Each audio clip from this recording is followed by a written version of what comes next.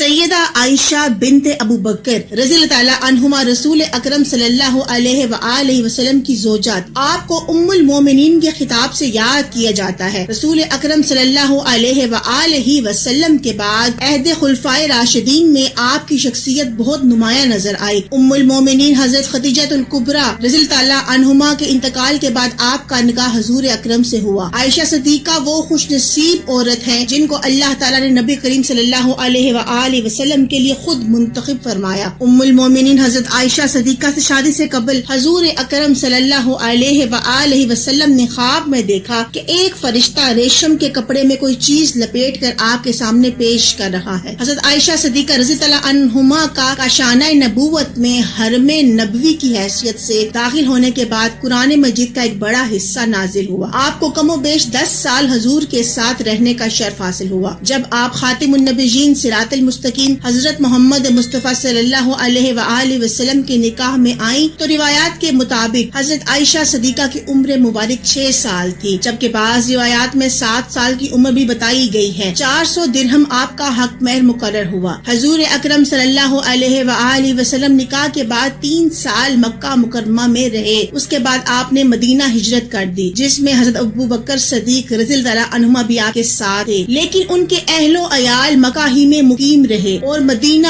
ہجرت مکمل ہونے کے بعد جب وہاں تسلی بخش صورتحال سامنے آئی تو حضرت ابو بکر صدیق رضی اللہ تعالیٰ عنہما نے اپنے اہل و عیال کو مدینہ بلوا لیا۔ حضرت عائشہ صدیقہ رضی اللہ تعالیٰ عنہما سے روایت ہے، وہ فرماتی ہیں کہ میری عمر 6 سال کی تھی کہ نبی کریم صلی اللہ علیہ وآلہ وسلم سے میرا نکاح ہوا۔ پھر ہم ہجرت کر کے مدینہ آئے، بنی حارث بنی حجرت کے مقام میں اترے۔ پھر مجھے اتنا شدید بخار آیا کہ میرے سر کے بال گرنے لگے اور وہ کانوں تک رہ گئے۔ پھر ایک دن میں اپنی چند سہیلیوں کے ساتھ جھولے میں بیٹھی تھی، میری والدہ ام رومان میرے پاس آئیں اور مجھے زور سے آواز دی۔ میں ان کے پاس چلی گئی، اس حال میں کہ مجھے معلوم نہ تھا کہ انہوں نے کیوں بلایا ہے۔ انہوں نے میرا ہاتھ پکڑ کر ایک مکان کے دروازے پر کھڑا کر دیا۔ میرا سانس پھول رہا تھا حتیٰ کہ ذرا دم میں دم آیا۔ پھر انہوں نے تھوڑا پانی لے کر میرے منہ اور سر پر ہاتھ پھیر دیا۔ پھر مجھے مکان کے اندر داخل کر دیا تو میں نے کمرے میں چند انصاری عورتوں کو دیکھا۔ انہوں نے کہا، خیر و برکت اور نیک فعال کے ساتھ آؤ۔ میری والدہ نے مجھے ان کے حوالے کر دیا۔ پھر انہوں نے مجھے سنوارا، تیار کیا۔ پھر چاشت کے وقت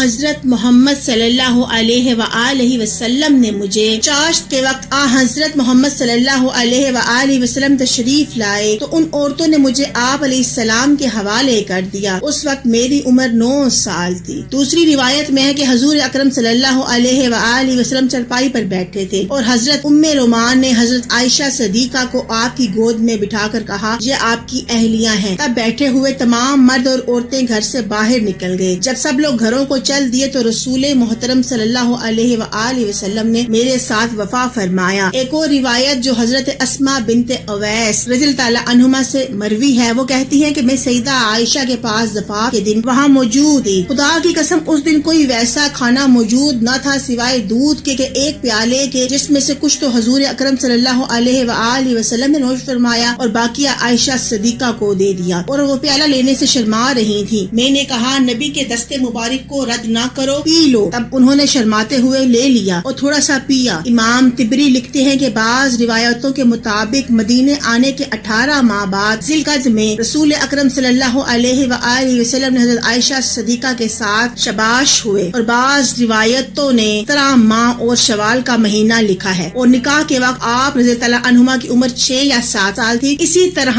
ابو جعفر کہتے ہیں کہ ماہ شوال میں بدھ کے دن رسول اکرم صلی اللہ علیہ وآلہ وسلم حضرت ام المومنین حضرت عائشہ صدیقہ کے ساتھ صف میں ابو بکر صدیق رضی اللہ عنہما کے گھر میں شب فاش ہوئی۔ حضرت عائشہ صدیقہ فرماتی ہیں، ہمارے ولیمے پر اونٹ، بکری یا کوئی جانور ذبح نہ کیا گیا۔ ام المومنین حضرت عائشہ صدیقہ فرماتی ہیں کہ جس گھر میں دلہن بن کر آئی تھی وہ کوئی عالی شان اور کوئی محل، کوئی بلند و بالا عمارت پر مشتمل نہ تھا۔ مسجد نبوی کے چاروں طرف چھوٹے چھوٹے حجرے تھے، انہی میں سے ایک حجرہ حضرت عائشہ صدیقہ کا مسکن تھا۔ یہ حجرہ مسجد کی شرقی جانب تھا اور اس کا دروازہ مسجد کے اندر کھلتا تھا۔ گھر یا حجرے کا صحن ہی مسجد نبوی کا صحن تھا۔ حضرت نظام الملک ابو الرحمت اللہ علیہ نے اپنی اعمالی میں حضرت عائشہ صدیقہ کے طریق سے نقل کیا ہے۔ وہ فرماتی ہیں، مجھے وہ فضیلتیں ملی ہیں جو مجھ سے پہلے کبھی کسی عورت کو نہ ملی. حضرت محمد صلی اللہ علیہ وآلہ وسلم نے میرے سوا کسی دوسری کنواری عورت سے شادی نہ کی. جب آپ پر وحی نازل ہوتی تو آپ میرے پاس ہوتے. آسمانوں سے میری برات میں آیات نازل ہوئیں. میں ساری دنیا میں سب سے زیادہ آپ صلی اللہ علیہ وآلہ وسلم کو محبوب تھی. جب آپ صلی اللہ علیہ وآلہ وسلم کو دنیا اور آخرت کا اختیار دیا گیا تو اس وقت بھی آپ میرے سے ٹیک لگائے ہوئے تھے. جب وصال ہوا تو میری ہی باری کا دن تھا. آپ صلی اللہ علیہ وآلہ وسلم کی تدفین بھی میرے ہی گھر یعنی حجرے میں ہوئی. آپ نے آخری وقت میں مسواک نرم کرنے کے لیے حضرت عائشہ صدیقہ رضی اللہ تعالیٰ عنہما کو دی. ان کا لعاب مسواک کو لگا جو مسواک رسول اکرم صلی اللہ علیہ وآلہ وسلم نے کی. ام المومنین حضرت عائشہ صدیقہ رضی اللہ تعالیٰ عنہما سے بڑھ کر کوئی قرآن مجید میراث حلال اور حرام کے مسائل میں ماہر نہ تھا. امام ترمذی فرماتے ہیں کہ حضرت ابو موسیٰ اشعری رضی اللہ عنہما سے مروی ہے کہ ہم پر جب بھی کوئی حدیث